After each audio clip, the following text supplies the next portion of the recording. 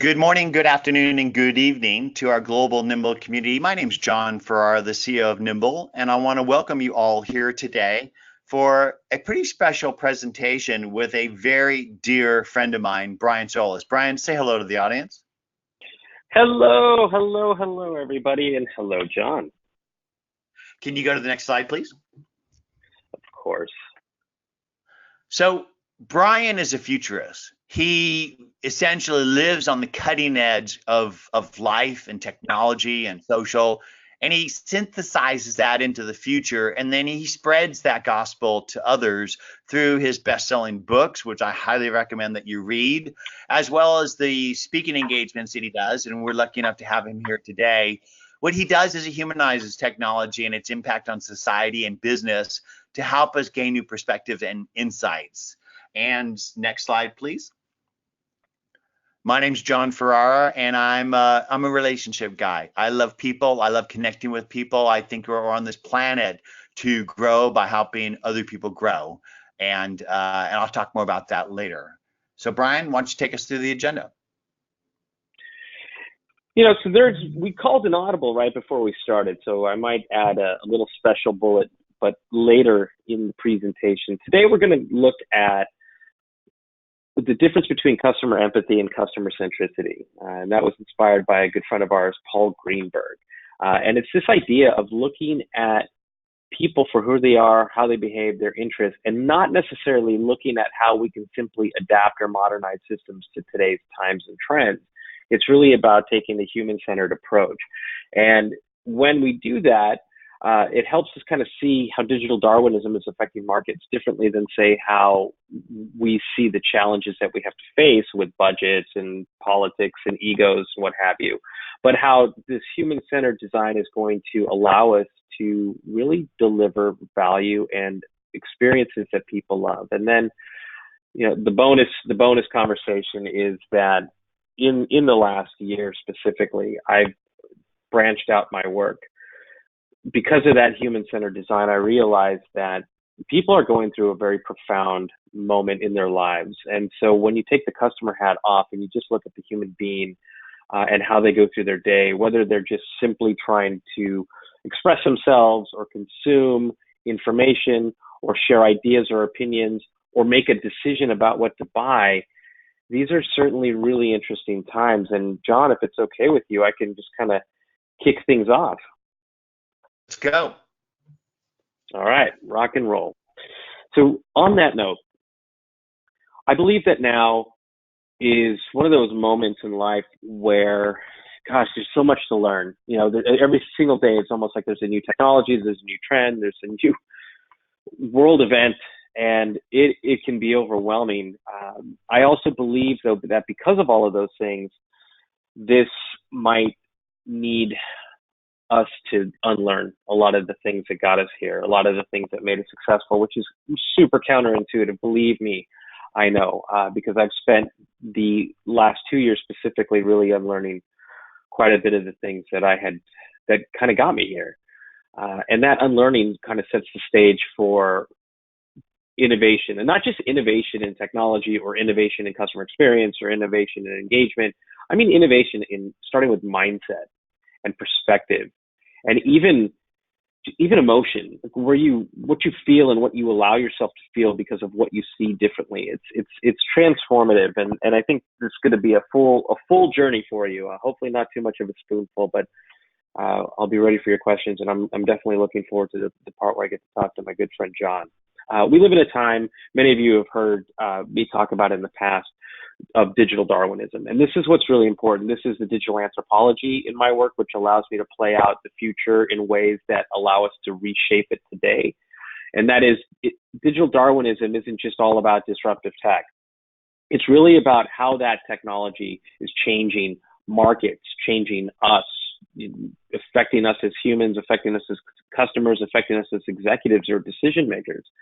And that is really the epicenter for what I call the new Kodak moment. For any of those who are a bit older like myself, the Kodak moment was a nostalgic term that brought about these emotions of youth, of family, of precious experiences. And I think the reason why I plugged into the Kodak moment is that it's also symbolic of what happens when you lose touch with the market and how that market behaves and how that market embraces new things and new technologies. And even in Kodak's case, it's not so much about not moving to digital cameras, it's missing entirely what it meant to take a picture, right? I mean, many of us remember and maybe still have shoeboxes full of pictures, albums that were organized. There was always a keeper of those photos, those memories in our households or in our families. And now there's more pictures on your phone than you will ever see again. And pictures have mainly become about capturing sort of moments and maybe even sharing those moments in the moment. So the Kodak moment, as it's become, is now this failure to recognize how people are changing, how their preferences, their interests are changing, because we're missing people at the heart of the matter. And I call this the great endemic of digital out of touchness, right? Because every single day we have decisions to make as executives. So we're looking at things that are related to business outcomes, cost control, cost centers, profits, margins, stakeholder value, scale, growth, etc. But every single day, employees and customers are changing because of their relationship with technology. And this is what inspires me. This is why I became a digital anthropologist before there was even such a thing. It's because they live a life, you and I live a life when we're not thinking about work, of self-interest. Technology is empowering us. It's giving us access to information, maybe too much information, because not everything is as real as we may perceive. But it also drives how we evolve, how we make decisions, where we go, what we do, with whom, what we feel. And that creates what I call an experience divide between the two. Every day that we make decisions based on an executive mindset without allowing the human empathy to influence us, and every single day as those human influences evolve away from how we make decisions, that gap sets the stage for the Kodak moment. And I remember reading something from Paul Greenberg as he was writing his new book, The Commonwealth of Self-Interest. He asked me to contribute a chapter to that book, which I was proud to do. But he had something, I felt like I was in a fanboy moment reading the book. He had this point where he talks about the difference between customer centricity and customer empathy. And I think a lot of companies say they're customer centric, and I believe in my heart that executives want to do better for customers, but at the end of the day, they are not their customers. And so they see things differently. And this quote from Michael O'Leary, the CEO of Ryanair, said, "If I'd only known being nice to customers was going to work so well, I'd have started many years ago." And Paul talked about customer empathy, of looking at a company like me, especially in an era where we are so connected, where it's not just about customers and brands or personal brands and followers. It's really about me and how I connect with something or someone else. And that means that companies now have to rethink relevance, utility, trust, empathy, and respect. So that kind of work influenced my work in customer experience, where I shifted the perspective of CX or customer experience from this notion of strategy, from this notion of modernization, from this pillar of digital transformation, to something much more personal. I simply added an apostrophe S to it, which was the customer's experience, because it's theirs. And when you see things from their standpoint, from their world, in the day of their chaos or their anxiety or their intentions, you realize that the customer's experience is the sum of all engagements they have with your organization in every touch point throughout the journey, and how they feel in each moment, and as the sum of those moments. Because at the end of the day, the word experience really means an emotional reaction to something. And we have to design for that, because today, what we're trying to build upon, what we're trying to modernize, is what I call the cluster funnel. It is an old way of thinking about how a customer makes decisions. And what happens is that we design these new things, we bolt on, we duct tape, we plug in new systems, mobile capabilities, apps, but we're not really thinking about how someone feels. We're just simply adding the channels. And so, for example, if we don't think about how somebody connects with information, or how they go through their life, or how they swipe right to get a date. And we make them go through our cluster funnel. We don't reimagine what a website could be for a Tinder brain or an Uber mindset. Essentially, we're just complicating the matters. If you look at an Apple product or a Google product, and you look at how we operate in our organization, it's nothing like those other experiences, and yet we don't allow ourselves to see, or we don't give ourselves permission to see that we compete against those great experiences, because those are the new standards for engagement. I mean, even I remember writing a report on mobile UX and UI as it related to the customer journey, and I remember that most of the companies I was talking to who were so proud of their mobile strategy simply added adaptive or responsive design techniques to the existing website. So essentially, they just made it mobile. They didn't think about what it could mean or what it could do differently for that new platform, right? And I think we could all agree that the mobile phone, outside of surfing websites through our favorite apps and services, has completely changed how we behave, right? We get so frustrated when things are buffering, or if we see the beach ball, or if we see the hourglass, that we have become so incredibly impatient online, even more so than in physical reality, but it's spilling over into physical reality everywhere. But I guess, the DMV, where I think we still tolerate it. But you think about it, I was having a conversation with somebody at the checkout line at a supermarket, where people would get frustrated when someone used to write a check ahead of us because well, one, who still has checks, but if you do, no offense. But now I'm hearing the same complaint about people who now pay with cash, and especially with exact change. We're just becoming incredibly impatient. And then we also are becoming incredibly self-interested, as Paul says. I call it accidental narcissism, which is, if you're not talking to me, if you don't understand me, if you don't understand the day in the life of, then why do I want to do business with you? Because I am not you and you are not me. And even in how we communicate, whether that's via email or advertising or what have you, people are starting to ditch relationships because you don't know me, you don't get me. And more so, people are now starting to say that if I can't continue a journey, if I start it, which, by the way, 90% of most decisions today will start on a smartphone. If I cannot continue that journey in an intuitive and delightful and even just seamless, transparent, and visible way, then I'm out. And that is huge. In fact, in my research, I found that most companies, even those that are claiming to be leading digital transformation with customer experience at the epicenter of it, most haven't even looked at the mobile journey as a unique journey yet. They're just sort of looking at it as a whole. I think that mindset is everything. This is where true innovation starts. I call it a prelude to innovation. It's all the work that you do to see things differently, to allow yourself to change, to allow your mindset to look at the world through the eyes of another, through the heart and emotions of another. Because what we're doing today is we're essentially asking customers to come along with us on our journey as we figure this out, instead of conforming our legacy perspectives, assumptions, processes, and metrics of success for how they want to do business. Because what happens every single day, your customer's changing. That comes back to the great endemic of out of touchness, right? We look at our phones about 4 to 5 hours a day. And by the way, that's average. Teenage girls will look at their phones anywhere between 6 and 10 or 11 hours a day. You're completely changing as a human being in how you think, how you feel, how you make decisions every single time you look at the phone. And look, we're going to talk about that in a minute. But while I can't change that single-handedly, I can start to think about how that affects the customer journey and how we need to design for that customer journey.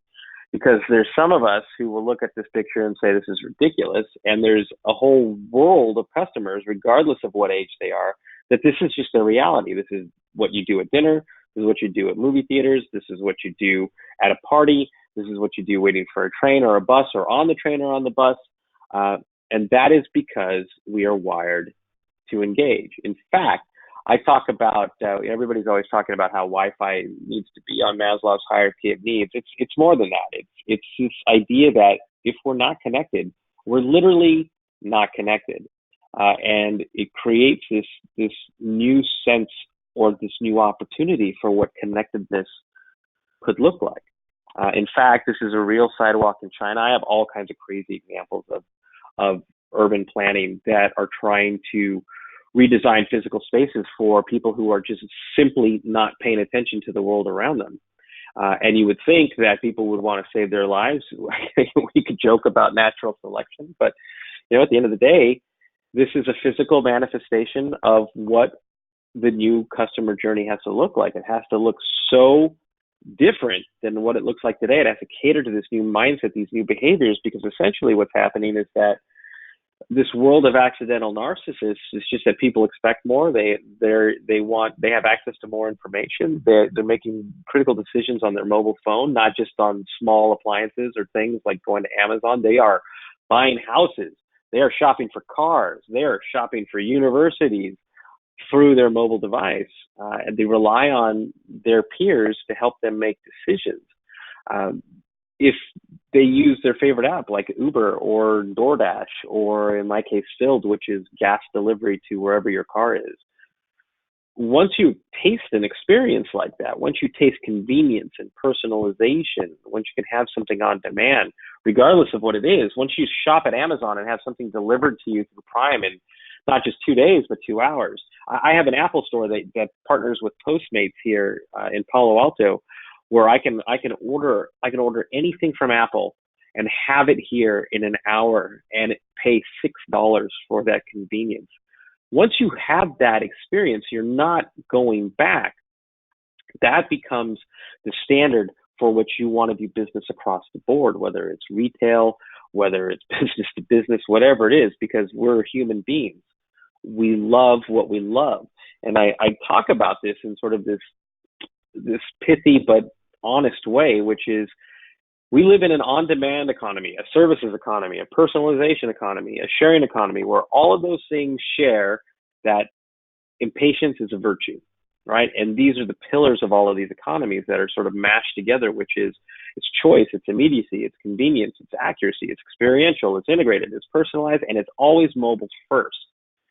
So I believe, and this is why I'm so inspired, and I'm still at this after all of these years. And John knows how long I've been at this. And actually, John, you've been at this for a long time, and your mission and your purpose has never changed. One of the things I really admire about you, the personal side of this is that if you're waiting for somebody to tell you what to do, you're on the wrong side of innovation. And that's why we have a role to play in what the future looks like. You don't need to be a futurist. You just have to care about humanity and be able to see it for what it is, not for what we are, and project ourselves upon it.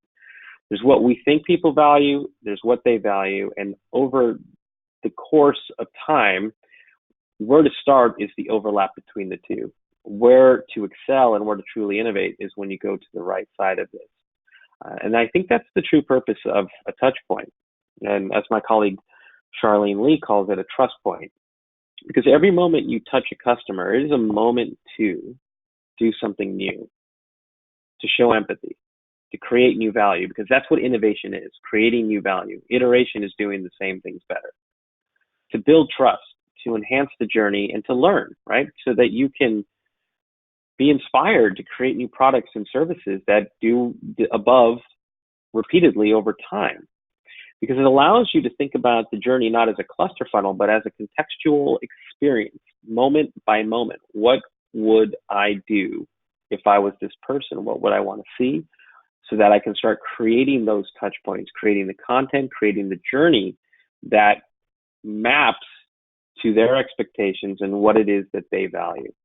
And so I believe that this is a time of experience innovation, not just the customer's experience or CX, but experience innovation, service innovation, operational innovation, all linked together by how we allow that personal innovation, that mindset, that empathy to sink in and change how we see the world. Because I'll tell you what, when innovation and disruption succeeds, it is the customer that wins. And guess who wins if the customer wins?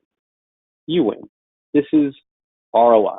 anyone who's ever had a startup knows that if you can win over the customer, you grow your business. And if you can keep winning over the customer and keep them engaged, then you continually win. This was a cartoon that a friend of mine, Hugh MacLeod, also known as Gaping Void, had drawn for a book of mine several books ago. In a world of machines, humanity becomes the killer app. And I believe this is time for us to think and design for humans. And before we go to Q&A, and also before we go to John's portion of this, I just kind of want to share with you what I've been doing over the last year, specifically the last couple of years. I was inspired by the portion of the presentation where I talked about people's relationships with their mobile devices and also with social media, with their favorite games, with their favorite apps. I also spent a lot of time digging through the design techniques of what's called persuasive design. That is a method that designers use to change your behaviors, to keep you engaged, to get you, for example, to share more, to get you to care about likes, to get you to care about followers, for example. And I played that out over time to really learn not only what was happening, but also what was happening to me. Because I started to ironically feel the effects of the things that I had been studying over the years, where my focus was a mess, my ability to dive deep was a mess, creativity was nothing what it used to be, my anxiety, my happiness were all over the place, and just found myself not in a good place. And even though I was trudging through, I confused multitasking with creativity and imagination, and getting things done with what mattered, and realized I was on a treadmill. And so I wrote a book called Lifescale, which was really about addressing where humanity is headed in order to steer it much more positively in its relationships with technology, because I'm certainly not going to abandon my devices. I'm just going to be much more mindful and intentional now. But it wasn't as simple as taking control. It wasn't as simple as digital detox. It wasn't as simple as using productivity hacks or apps. It was really about getting to the heart of the matter, which was, why did I allow myself to get so busy? How did all of this become so normalized? How did I not see any of this? When did it get so hard to breathe? When did consuming everybody else's lives become much more important than actually living my true best life? Some of these questions that I was asking myself led me down some really incredible paths, some insightful paths. That one of the dark sides of persuasive design is that we're literally rewiring our body based on the chemistry that happens as a result of all of this, right? So a lot of people talk about serotonin, oxytocin, dopamine, but in reality, there are 6 different chemicals that are swishing around your body every time you pick up your phone. And like anything, your body learns to crave those concoctions. You're just essentially, we're wiring ourselves for regular interruption and distraction. So our brains speed up, our bodies speed up. That's sort of the impetus behind the anxiety that we feel. But it also starts to change our lives. It becomes harder to disconnect. It increases stress.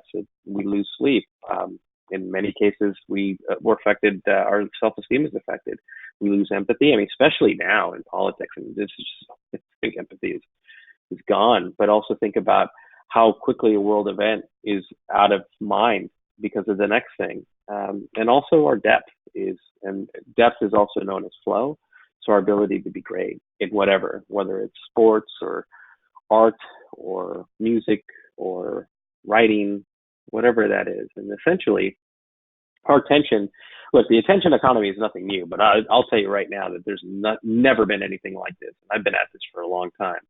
Our attention has become a commodity, and it is the currency of which devices and apps and services and networks trade. It's what they sell. The more of the attention that they have of ours, the more money they make. So therefore, persuasive design has been about getting attention. In fact, in a shareholder call a year or so ago, Netflix CEO Reed Hastings told the group that Netflix's biggest competitor was sleep, and that they were winning.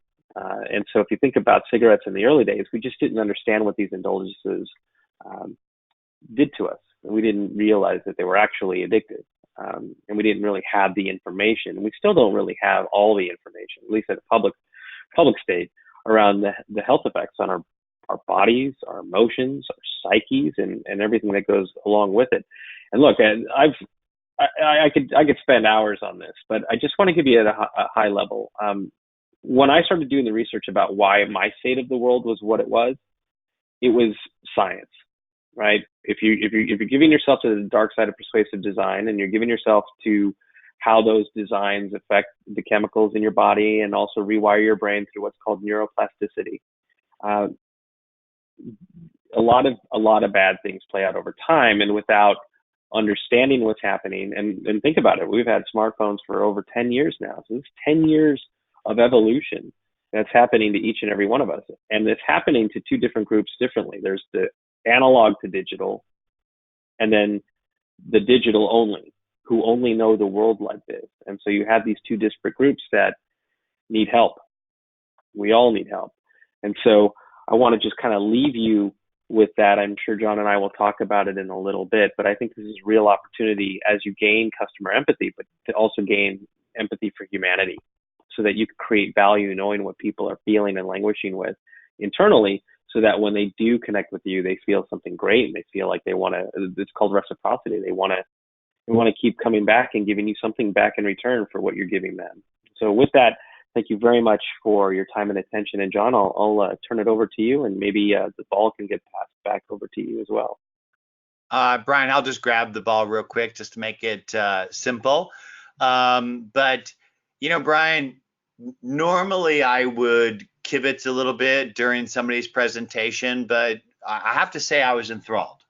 I love listening to your words. I love where they take me. They make me think, and they make me feel, and they make me question things, and I love you for that. One of the questions that one of the audience people asked was, he agrees with your observations, yet how do we do business with the populations who's addicted like this? I'm asking you that. Yeah, I think that's the exact question to ask, right? I think that's where, if in any design thinking program, whether you agree with it or not, or let's just say any innovation discussion, we have to ask different types of questions, and that type of question is going to take you down a very different path than we're on today. And I think the answers that you start to get for that are incredible. So, for example, I did a lot of work with Google over the last few years, studying only mobile customer journeys. And what they felt in those moments, and what they were looking for, and what frustrated them.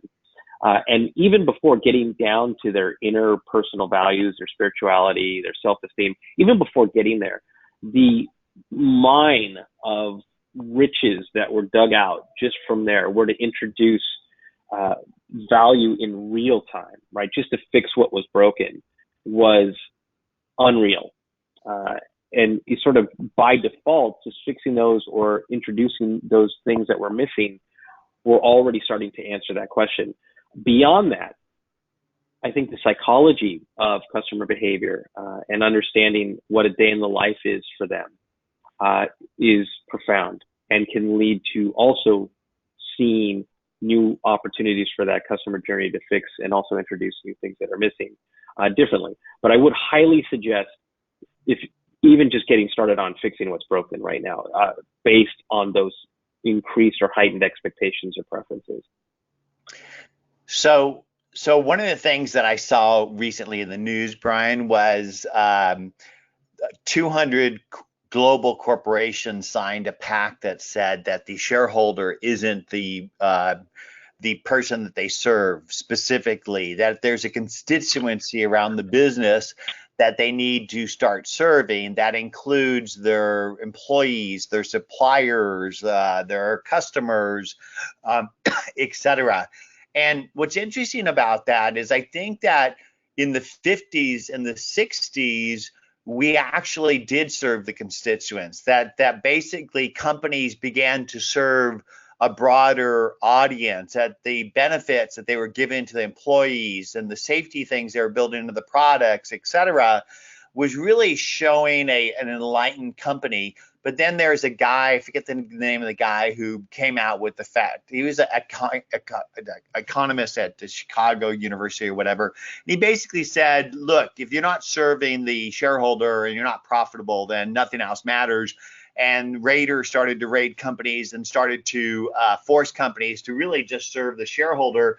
And I think that companies lost their way. I think that social media has increased the transparency and expectations that we have of each other and the businesses that we do business with. And I think it's turning the world into more of a small village. And I'm a big believer in positive future and the age of Aquarius. And I think that there is a transition happening. And I think that the world behaves like a sine wave, that it goes through this enlightenment period and then it gets dark again and goes through enlightenment. And I think that we're going through a period of a bit of darkness, and I'm not going to get too political, but I do believe that it'll swing back, and that I think that there's really amazing things in our future. But what I do want to do is I want to bring your topics, what you're talking about, the journey, to something that people can actually dial into, which is themselves.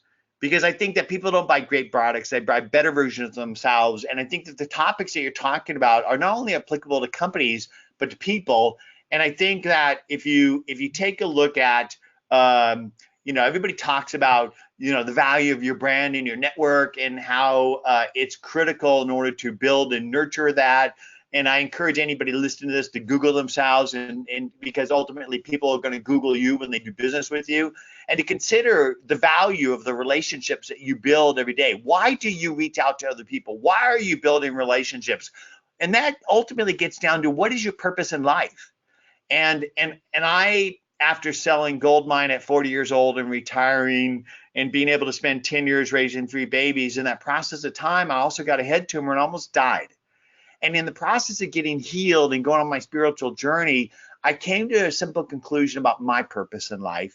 And my purpose in life is to grow my soul. And I find that I do that best when I'm present with other people, because if you're truly present with other people, especially with people that love you, they'll reflect your shit back at you. And if you're willing to look at your shit and work on it in life, that's how you grow. So I came to this simple formula of life, is that we're here on this planet to grow our soul. And we do that by helping other people grow theirs. You do that by being present with other human beings.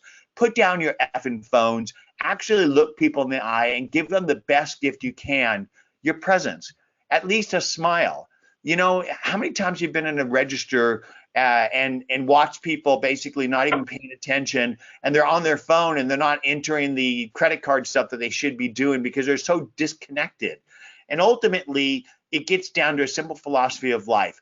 Why are you here on this planet? You're here to help other people grow. And I think that if businesses look at their engagement not to bag and tag their customers, but to serve them and help them grow, that service is the new sales. I think that would transform the way people do business. If salespeople were compensated not on the sale, but on the success of the customer over time, it would transform the way we think about it. But the problem is that today, yes, the world has changed. That in the old days, we used to yell at customers about how great we are and expect them to line up like lemmings in front of our salespeople. And that today, companies are still operating like a castle. And this is the big problem right here, this slide. Because you talked about the customer journey. You had slides about that journey across the entire company. But today, there's silos in the company. You have silos in sales, marketing, customer service, and accounting. They're all separate contact databases. They don't talk to each other. And then the thing that should be your team relationship manager, G Suite or Office, email, contact, and calendar aren't connected, and every team member has a separate contact database. So you don't have a team relationship manager that no matter who picks up the phone, they know who they're talking to, what's happened, who did it, what's gonna happen, and who's gonna do it. And I think that is the heart of what's missing in today's business. And that gets down to my sort of passion in life. That's what I built 30 years ago with Goldmine, was a team relationship manager, not a CRM for reporting, but an engagement tool that helped everybody be on one page with people, because the customer journey has radically changed. It's not a funnel anymore. It's more like a pretzel. And what you need to do, you need to think about as a person, you're basically trying to stay top of mind with your prospects, your customers, ideally their influencers as well. And the best way to do that is become their trusted advisor. Give your knowledge away so that when they think about your products or services, they not only pick up the phone, but they drag their friends with them. And it's all about influence. How do you build influence? You got to stay top of mind. Out of sight is out of mind is out of money, honey. And the best way to do that is to give your knowledge away, because if you teach people to fish, they'll figure out you sell fishing poles. And here's my 5 E's of social business. Educate, enchant, engage, embrace, and empower your customers. You basically educate with content that is enchanting and relevant. You engage with authenticity with an intention to help people grow. And you can't help but build an amazing tribe around yourself that becomes a sustainable garden. And these concepts apply not just to businesses, but to you individually. And I'll leave you with a story about my wife. She teaches me shit every day. She's a gardener. She's an artist. She's a yogi. She took me into the garden and showed me a monarch butterfly caterpillar. And she said, and I said, well, what's this monarch butterfly caterpillar doing in our yard? And she says, oh, I plant milk thistle in order to attract the monarch butterfly caterpillar so it eats the aphid, so I don't have to spray. And I said, so you basically put things in your garden to attract other things to create the self-sustaining ecosystem. And she said, yeah. And I said, well, gosh, isn't this what we're trying to do with our personal lives, with our professional lives, with our companies as well? And so that's my sort of story for you. Think about your life as a garden. You got to get out there and nurture it every single day. And if you put things in your life that attracts the right things, the universe will unfold and deliver your dreams in life. But here's the secret. You got to figure out your 3 Ps. What's your passion? What's your plan to achieve it? Make it your purpose on a daily basis. If you give your thoughts and prayers to the universe, it will answer you, but you've got to be present and aware enough to hear the universe knocking and be brave enough to open the door and walk through it. If you do, magic will happen in your life. And that's my little bit of ditty. So with that, Brian, you have any closing thoughts? I love listening to you, John. Thank you. And thank you for your friendship. And thanks for being an inspiration, not just in business, but in our personal lives. I was thinking about the unfortunate, but also the blessing of your life experience with your head tumor and me, just kind of hitting a wall and thinking, I think, unfortunately, businesses have to learn the hard way most of the time. And the closing thoughts I just kind of want to leave is kind of comes back to purpose. I realized that I hit a wall because I had lost my sense of purpose, mostly because it was being led astray and having access to too many things all at once and not having anybody to sort of guide me through it and having to learn the hard way. And, here we all are together, a tribe of sorts, a community of sorts, looking for ways to learn and grow and also unlearn.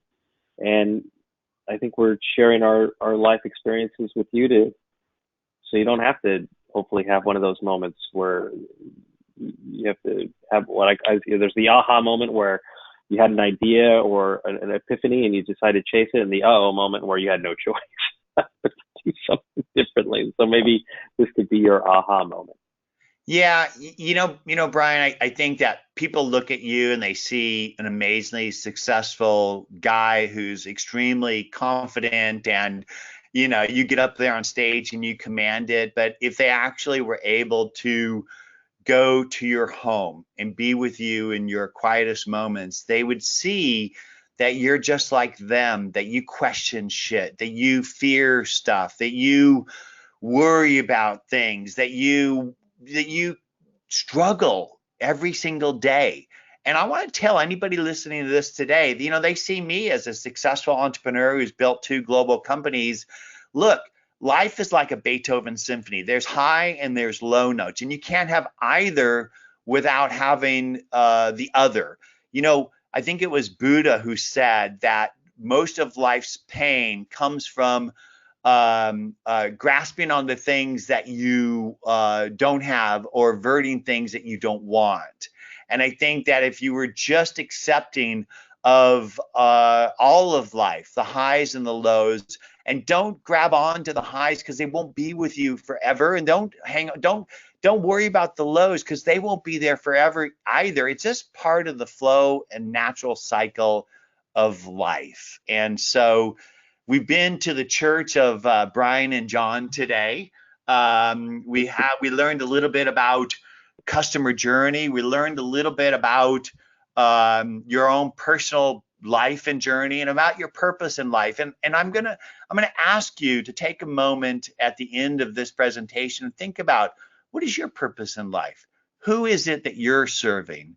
And how can you do that better today and for the rest of your life? And I think that life is so infinitely short, and you don't know when that moment is. And so I encourage you to all get on your own life journey to work on your growth. And I leave you with, again, the best way to grow is by helping other people grow. And that's why I build relationship management systems, because I think that being able to power millions of people to achieve their passion, plan, and purpose by building the relationships that create the sustainable garden around themselves is incredibly effing fun. And that's why I still do it. So Brian's got a book called Life Scaling. It's lifescaling.me. Go to his website, briansolis.com. And if you think you might like to try Nimble, go ahead and sign up for a free trial. And if you dig it, there's a code John40, you get 40% off. And connect with us. Google us, connect with us. My email is jon@nimble.com. Message me. Let me know how I can help you grow today or tomorrow. And with that, Brian, give us some closing thoughts. Just thank you, and thank you, John. And we're all on this journey together. So I'm here if you need me. Okay, this is what I need from you. I need your physical presence over a bottle of Taittinger Comte de Grande Rosé, overlooking whatever natural beauty we can find sometime in the next 90 days. Can you do that for me? You know what? I'm going to do that. You heard it here. It's happening. All right. All right. Thank you for coming, everybody. We're going to mail out the webinar deck, slides, recording. Have an amazing day.